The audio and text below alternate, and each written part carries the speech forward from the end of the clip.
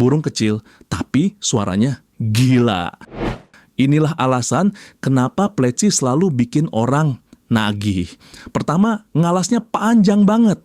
Pleci punya karakter suara yang renyah, naik turun, dan enak banget didengar. Kedua, perawatannya gampang. Cukup mandi, jemur, kasih buah, sama rawatan konsisten, udah bisa gacor. Ketiga, harganya ramah di kantong. Bahkan yang sudah jadi bisa jadi investasi. Dan yang terakhir, komunitas pleci itu besar. Mau belajar atau cari teman sesama penghobi? Banyak banget. Kalau kamu pecinta pleci, tekan like-nya sekarang. Tulis di komentar plecimu jenis apa. Dan jangan lupa follow biar nggak ketinggalan konten kicau lainnya.